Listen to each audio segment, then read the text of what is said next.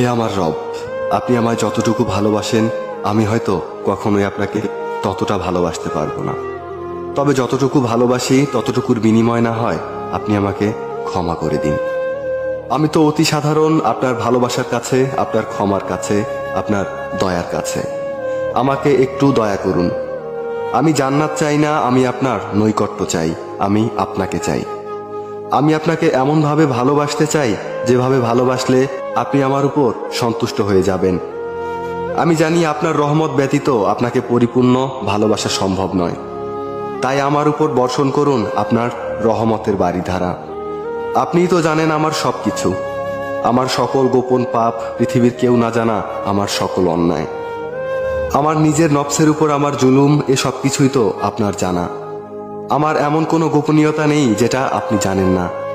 তাই তো আমি একমাত্র আপনারই প্রার্থনা করি, সেজদায় নত হয়ে একমাত্র আপনারই অনুগত্য প্রকাশ করি, দুহাত তুলে একমাত্র আপনার দরবারেই ক্ষমা প্রার্থনা করি। আপনি আমার আত্মাকে পরিশুদ্ধ করে দিন, পূর্ণ করে দিন আমার সকল নেক ইচ্ছেগুলোকে।